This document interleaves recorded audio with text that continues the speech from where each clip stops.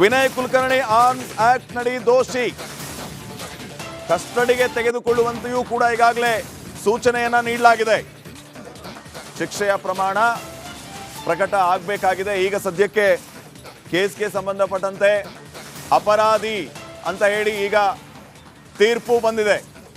ಯೋಗೇಶ್ ಗೌಡ ಕೊಲೆ ಪ್ರಕರಣದಲ್ಲಿ ವಿನಯ್ ಕುಲಕರ್ಣಿ ಅಪರಾಧಿ ಅಂತ ಹೇಳಿ ಈಗ ಗೊತ್ತಾಗಿರೋದು, ತೀರ್ಪು ಬಂದಿರೋದು. ನಾಳೆ ಶಿಕ್ಷೆ ಪ್ರಮಾಣ ಪ್ರಕಟ ಆಗ್ಲಿಕ್ಕಿದೆ. ಶಿಕ್ಷೆಯ ಪ್ರಮಾಣ ನಾಳೆ ಪ್ರಕಟ ಆಗ್ಲಿಕ್ಕಿದೆ. ಕಸ್ಟಡಿಗೆ ತಗೊಳ್ಳಿ ಅಂತ ಈಗಾಗಲೇ ಸೂಚನೆಯನ್ನ ನೀಡಲಾಗಿದೆ. ಶಾಸಕ ವಿನಯ್ ಕುಲಕರ್ಣಿ ಸೇರಿ 16 ಜನ ದೋಷಿಗಳು ಅಂತ ತೀರ್ಪು ಬಂದಿರೋದು. ಜನಪ್ರತಿನಿಧಿಗಳ ವಿಶೇಷ ನ್ಯಾಯಾಲಯ ಈ ಮಹತ್ವದ ಆದೇಶವನ್ನ ಪ್ರಕಟಿಸಿದೆ.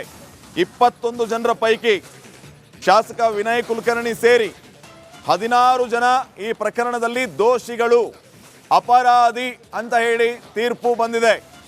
ನಾಳೆ ಶಿಕ್ಷೆಯ ಪ್ರಮಾಣ ಪ್ರಕಟ ಆಗ್ಲಿಕ್ಕಿದೆ. ನಾಳೆ ಶಿಕ್ಷೆಯ ಪ್ರಮಾಣ ಪ್ರಕಟ ಆಗುತ್ತೆ. ಏನೆಲ್ಲ ಇರುತ್ತೆ ಅನ್ನೋದು ನಾಳೆ ಗೊತ್ತಾಗ್ಲಿಕ್ಕಿದೆ. ಶಿಕ್ಷೆಯ ಪ್ರಮಾಣ ಎಷ್ಟು, ಏನು, ಎತ್ತ ಅಂತ. 20 ವಾಸುದೇವ್ ನಾಯಕ್ ಮತ್ತು 21 ಜನರನ್ನ ಬಿಟ್ಟು ಬಾಕಿ ಎಲ್ಲರಿಗೂ ಕೂಡ ಶಿಕ್ಷೆ ಆಗಿದೆ. ಶಿಕ್ಷೆ ಪ್ರಮಾಣ ನಾಳೆ ಏನಂತ ಗೊತ್ತಾಗುತ್ತೆ. ಈ ಹೋರಾಟದಲ್ಲಿ ನಮಗೆಲ್ಲ ಸಹಕಾರ ಕೊಟ್ಟಂತ ಎಲ್ರಿಗೂ ಕೂಡ ನಾನು ಹೃದಯಪೂರ್ವಕ ಧನ್ಯವಾದ ಹೇಳಕ್ ಬಯಸ್ತೇನೆ.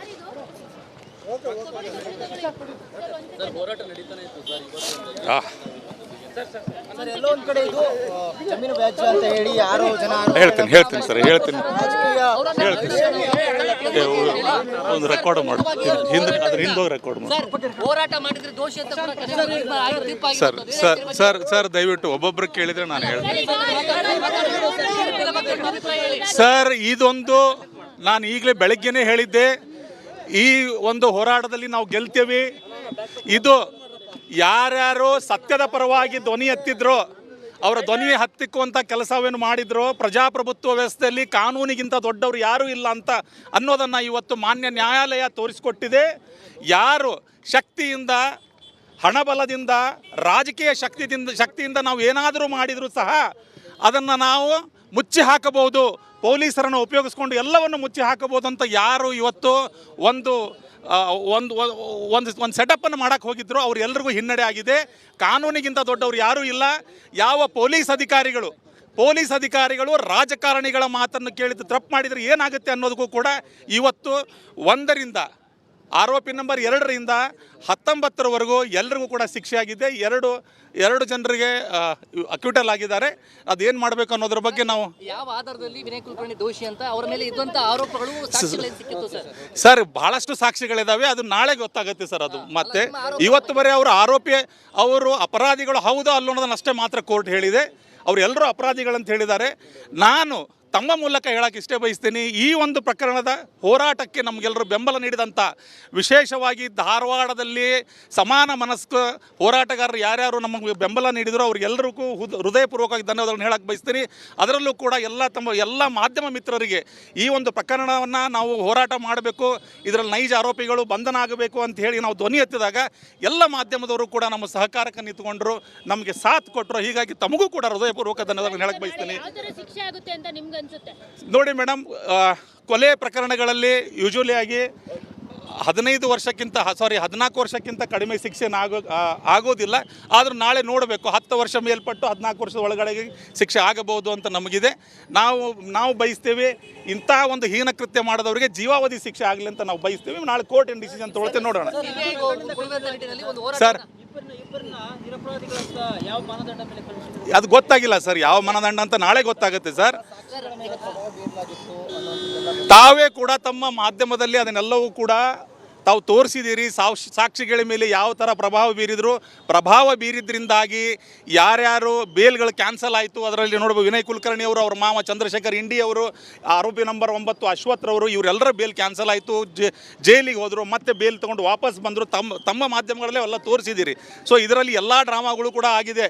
ಈ ಒಂದು ಯೋಗೇಶ್ ಗೌಡರ ಕೊಲೆ ಪ್ರಕರಣವನ್ನು ಹತ್ತಿಕ್ಕುವ ಮೂಲಕ ನಾವು ಪ್ರಜಾಪ್ರಭುತ್ವ ವ್ಯವಸ್ಥೆಯಲ್ಲಿ ರಾಜರಾಗಿ ಮೆರಿಬೇಕು ಅಂತ ಯಾರು ಹೊರಟಿದ್ರು ಅವರೆಲ್ಲರಿಗೂ ಕೂಡ ಇವತ್ತು ಕಾನೂನಿನ ಮೂಲಕ ಉತ್ತರ ಸಿಕ್ಕಿದೆ ಅಂತ ನಾನು ಹೇಳ್ತೇನೆ.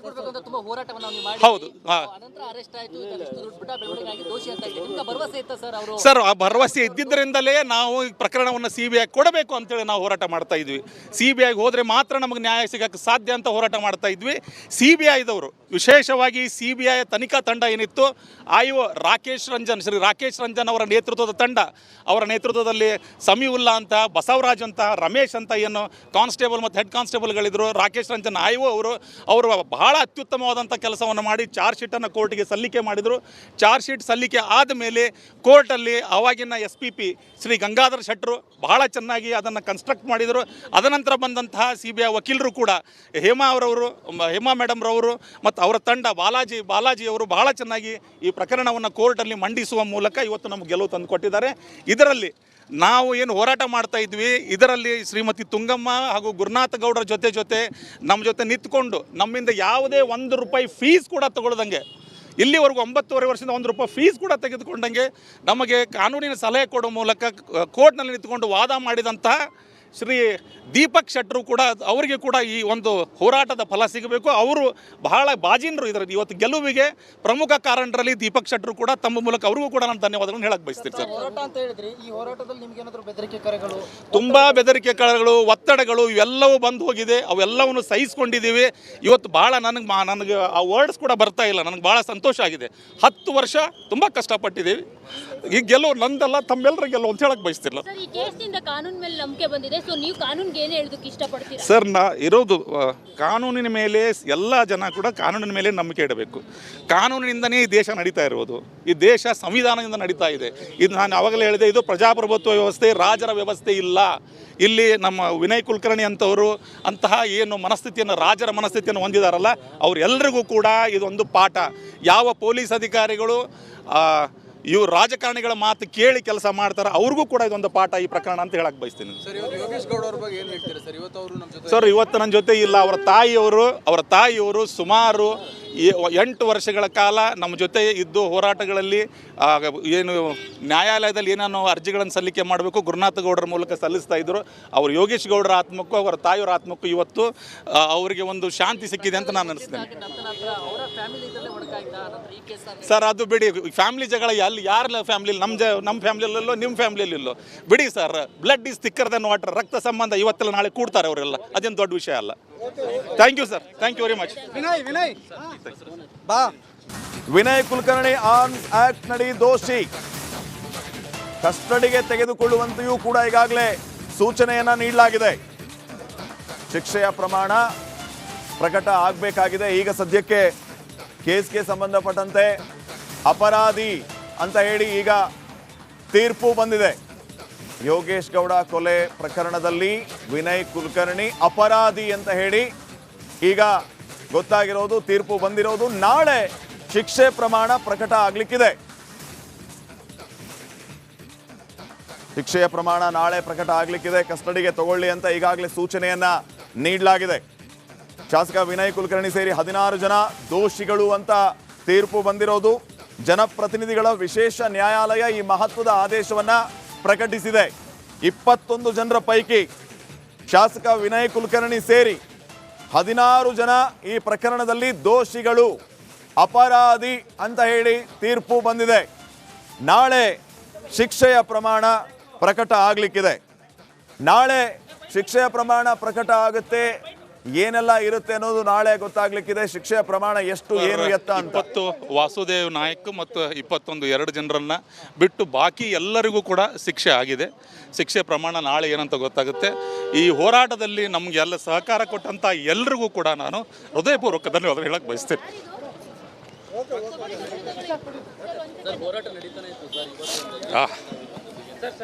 ಎಲ್ಲೋ ಒಂದ್ ಕಡೆ ಇದು ಜಮೀನು ವ್ಯಾಜ್ಯ ಅಂತ ಹೇಳಿ ಯಾರೋ ಜನ ಹೇಳ್ತೀನಿ ಸರ್, ಹೇಳ್ತೀನಿ. ಒಂದು ರೆಕಾರ್ಡ್ ಮಾಡ್ತೀನಿ, ಅದ್ರ ಹಿಂದೋಗಿ ರೆಕಾರ್ಡ್ ಮಾಡಿ. ಹೋರಾಟ ಮಾಡಿದ್ರೆ ದೋಷಿ ಅಂತ ಸರ್ ದಯವಿಟ್ಟು ಒಬ್ಬೊಬ್ರು ಕೇಳಿದ್ರೆ ನಾನು ಹೇಳ್ತೀನಿ ಸರ್. ಇದೊಂದು ನಾನು ಈಗಲೇ ಬೆಳಗ್ಗೆನೇ ಹೇಳಿದ್ದೆ, ಈ ಒಂದು ಹೋರಾಟದಲ್ಲಿ ನಾವು ಗೆಲ್ತೇವೆ. ಇದು ಯಾರ್ಯಾರು ಸತ್ಯದ ಪರವಾಗಿ ಧ್ವನಿ ಎತ್ತಿದ್ರೋ ಅವರ ಧ್ವನಿ ಹತ್ತಿಕ್ಕುವಂಥ ಕೆಲಸವೇನು ಮಾಡಿದ್ರು, ಪ್ರಜಾಪ್ರಭುತ್ವ ವ್ಯವಸ್ಥೆಯಲ್ಲಿ ಕಾನೂನಿಗಿಂತ ದೊಡ್ಡವರು ಯಾರೂ ಇಲ್ಲ ಅಂತ ಅನ್ನೋದನ್ನು ಇವತ್ತು ಮಾನ್ಯ ನ್ಯಾಯಾಲಯ ತೋರಿಸಿಕೊಟ್ಟಿದೆ. ಯಾರು ಶಕ್ತಿಯಿಂದ, ಹಣಬಲದಿಂದ, ರಾಜಕೀಯ ಶಕ್ತಿಯಿಂದ ನಾವು ಏನಾದರೂ ಮಾಡಿದರೂ ಸಹ ಅದನ್ನು ನಾವು ಮುಚ್ಚಿ ಹಾಕಬಹುದು, ಪೊಲೀಸರನ್ನು ಉಪಯೋಗಿಸ್ಕೊಂಡು ಎಲ್ಲವನ್ನು ಮುಚ್ಚಿ ಹಾಕಬಹುದು ಅಂತ ಯಾರು ಇವತ್ತು ಒಂದು ಸೆಟಪ್ಪನ್ನು ಮಾಡೋಕ್ಕೆ ಹೋಗಿದ್ರು ಅವರೆಲ್ಲರಿಗೂ ಹಿನ್ನಡೆ ಆಗಿದೆ. ಕಾನೂನಿಗಿಂತ ದೊಡ್ಡವರು ಯಾರೂ ಇಲ್ಲ. ಯಾವ ಪೊಲೀಸ್ ಅಧಿಕಾರಿಗಳು ರಾಜಕಾರಣಿಗಳ ಮಾತನ್ನು ಕೇಳಿದ್ದು ತಪ್ಪು ಮಾಡಿದರೆ ಏನಾಗುತ್ತೆ ಅನ್ನೋದಕ್ಕೂ ಕೂಡ ಇವತ್ತು 1ರಿಂದ ಆರೋಪಿ ನಂಬರ್ 2ರಿಂದ 19ರವರೆಗೂ ಎಲ್ಲರಿಗೂ ಕೂಡ ಶಿಕ್ಷೆ ಆಗಿದೆ. ಎರಡು ಜನರಿಗೆ ಅಕ್ಯೂಟಲ್ ಆಗಿದ್ದಾರೆ. ಅದೇನು ಮಾಡಬೇಕು ಅನ್ನೋದ್ರ ಬಗ್ಗೆ ನಾವು ಯಾವ ಆಧಾರದಲ್ಲಿ ವಿನಯ್ ಕುಲಕರ್ಣಿ ದೋಷಿ ಅಂತ ಅವರ ಮೇಲೆ ಇದ್ದಂತ ಆರೋಪಗಳು ಸಾಕ್ಷಿಗಳೇನು ಸಿಕ್ಕಿತ್ತು ಸರ್? ಬಹಳಷ್ಟು ಸಾಕ್ಷಿಗಳಿದಾವೆ, ಅದು ನಾಳೆ ಗೊತ್ತಾಗುತ್ತೆ ಸರ್. ಅದು ಮತ್ತೆ ಇವತ್ತು ಬರೀ ಅವರು ಅಪರಾಧಿಗಳು ಹೌದಾ ಅಲ್ಲೋ ಅನ್ನೋದನ್ನ ಅಷ್ಟೇ ಮಾತ್ರ ಕೋರ್ಟ್ ಹೇಳಿದೆ. ಅವರೆಲ್ಲರೂ ಅಪರಾಧಿಗಳಂತ ಹೇಳಿದ್ದಾರೆ. ನಾನು ತಮ್ಮ ಮೂಲಕ ಹೇಳಕ್ಕೆ ಇಷ್ಟೇ ಬಯಸ್ತೀನಿ, ಈ ಒಂದು ಪ್ರಕರಣದ ಹೋರಾಟಕ್ಕೆ ನಮಗೆಲ್ಲರೂ ಬೆಂಬಲ ನೀಡಿದಂಥ, ವಿಶೇಷವಾಗಿ ಧಾರವಾಡದಲ್ಲಿ ಸಮಾನ ಮನಸ್ಕ ಹೋರಾಟಗಾರರು ಯಾರ್ಯಾರು ನಮಗೆ ಬೆಂಬಲ ನೀಡಿದ್ರು ಅವ್ರಿಗೆಲ್ಲರಿಗೂ ಹೃದಯಪೂರ್ವಕವಾಗಿ ಧನ್ಯವಾದಗಳನ್ನು ಹೇಳಕ್ಕೆ ಬಯಸ್ತೀನಿ. ಅದರಲ್ಲೂ ಕೂಡ ಎಲ್ಲ ಮಾಧ್ಯಮ ಮಿತ್ರರಿಗೆ ಈ ಒಂದು ಪ್ರಕರಣವನ್ನು ನಾವು ಹೋರಾಟ ಮಾಡಬೇಕು, ಇದರಲ್ಲಿ ನೈಜ ಆರೋಪಿಗಳು ಬಂಧನ ಆಗಬೇಕು ಅಂತ ಹೇಳಿ ನಾವು ಧ್ವನಿ ಎತ್ತಿದಾಗ ಎಲ್ಲ ಮಾಧ್ಯಮದವರು ಕೂಡ ನಮ್ಮ ಸಹಕಾರಕ್ಕೆ ನಿಂತುಕೊಂಡ್ರು, ನಮಗೆ ಸಾಥ್ ಕೊಟ್ಟರು. ಹೀಗಾಗಿ ತಮಗೂ ಕೂಡ ಹೃದಯಪೂರ್ವಕ ಧನ್ಯವಾದಗಳನ್ನು ಹೇಳಕ್ಕೆ ಬಯಸ್ತೀನಿ. ಶಿಕ್ಷೆ ಆಗುತ್ತೆ ಅಂತ ನಿಮ್ಗೆ ಅನ್ಸುತ್ತೆ? ನೋಡಿ ಮೇಡಮ್, ಕೊಲೆ ಪ್ರಕರಣಗಳಲ್ಲಿ ಯೂಶುವಲಿ ಆಗಿ 14 ವರ್ಷಕ್ಕಿಂತ ಕಡಿಮೆ ಶಿಕ್ಷೆ ಆಗೋದಿಲ್ಲ. ಆದರೂ ನಾಳೆ ನೋಡಬೇಕು, 10 ವರ್ಷ ಮೇಲ್ಪಟ್ಟು 14 ವರ್ಷದ ಒಳಗಡೆ ಶಿಕ್ಷೆ ಆಗಬಹುದು ಅಂತ ನಮಗಿದೆ. ನಾವು ಬಯಸ್ತೇವೆ ಇಂಥ ಒಂದು ಹೀನ ಕೃತ್ಯ ಮಾಡಿದವರಿಗೆ ಜೀವಾವಧಿ ಶಿಕ್ಷೆ ಆಗಲಿ ಅಂತ ನಾವು ಬಯಸ್ತೇವೆ. ನಾಳೆ ಕೋರ್ಟ್ ಏನು ಡಿಸಿಷನ್ ತೊಗೊಳ್ತೇವೆ, ನೋಡೋಣ ಸರ್. ಅದು ಗೊತ್ತಾಗಿಲ್ಲ ಸರ್, ಯಾವ ಮಾನದಂಡ ಅಂತ ನಾಳೆ ಗೊತ್ತಾಗುತ್ತೆ ಸರ್. ತಾವೇ ಕೂಡ ತಮ್ಮ ಮಾಧ್ಯಮದಲ್ಲಿ ಅದನ್ನೆಲ್ಲವೂ ಕೂಡ ತಾವು ತೋರಿಸಿದ್ದೀರಿ. ಸಾಕ್ಷಿಗಳ ಮೇಲೆ ಯಾವ ಥರ ಪ್ರಭಾವ ಬೀರಿದ್ರಿಂದಾಗಿ ಯಾರ್ಯಾರು ಬೇಲ್ಗಳು ಕ್ಯಾನ್ಸಲ್ ಆಯಿತು. ಅದರಲ್ಲಿ ನೋಡ್ಬೋದು ವಿನಯ್ ಕುಲಕರ್ಣಿ ಅವರು, ಅವ್ರ ಮಾವ ಚಂದ್ರಶೇಖರ್ ಇಂಡಿ ಅವರು, ಆರೋಪಿ ನಂಬರ್ 9 ಅಶ್ವಥ್ರವರು, ಇವರೆಲ್ಲರ ಬೇಲ್ ಕ್ಯಾನ್ಸಲ್ ಆಯಿತು, ಜೈಲಿಗೆ ಹೋದರು, ಮತ್ತೆ ಬೇಲ್ ತೊಗೊಂಡು ವಾಪಸ್ ಬಂದರು. ತಮ್ಮ ಮಾಧ್ಯಮಗಳಲ್ಲೇ ಎಲ್ಲ ತೋರಿಸಿದ್ದೀರಿ. ಸೊ ಇದರಲ್ಲಿ ಎಲ್ಲ ಡ್ರಾಮಾಗಳು ಕೂಡ ಆಗಿದೆ.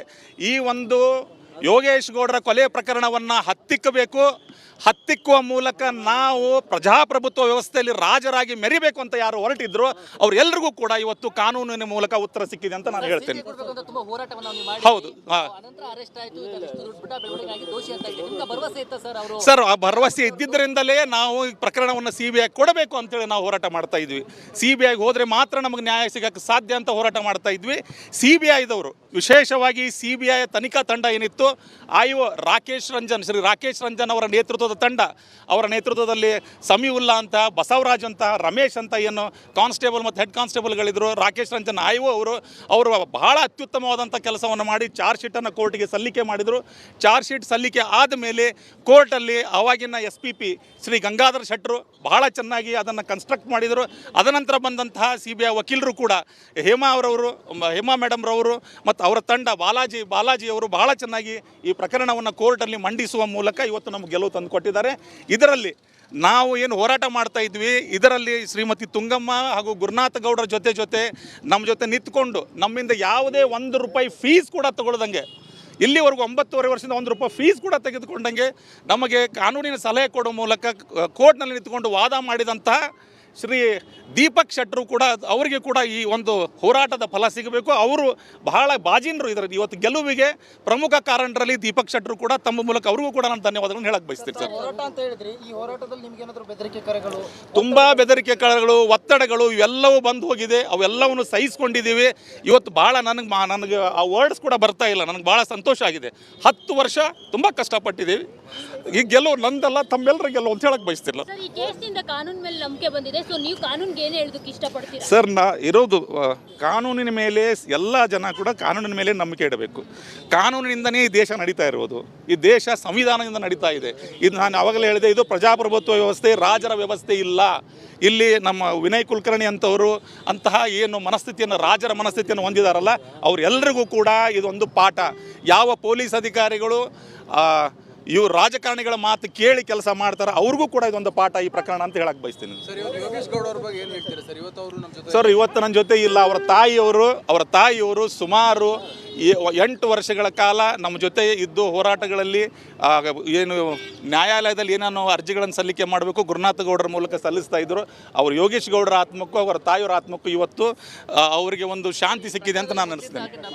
ಅವರ ಫ್ಯಾಮಿಲಿ ಇದರಲ್ಲೇ ಒಡಕಾಯ್ತಾ ನಂತರ ಈ ಕೇಸ್ ಸರ್, ಅದು ಬಿಡಿ. ಫ್ಯಾಮಿಲಿ ಜಗಳ ಅಲ್ಲಿ ಯಾರ ಫ್ಯಾಮಿಲಿ, ನಮ್ಮ ಫ್ಯಾಮಿಲಿಯಲ್ಲೋ ನಿಮ್ಮ ಫ್ಯಾಮಿಲಿಯಲ್ಲಿಲ್ಲೋ ಬಿಡಿ sir. Blood is thicker than water. ರಕ್ತ ಸಂಬಂಧ ಇವತ್ತೆಲ್ಲ ನಾಳೆ ಕೂಡ್ತಾರೆ ಅವರೆಲ್ಲ, ಅದೇನು ದೊಡ್ಡ ವಿಷಯ ಅಲ್ಲ. Thank you sir, thank you very much. Vinay ಬಾ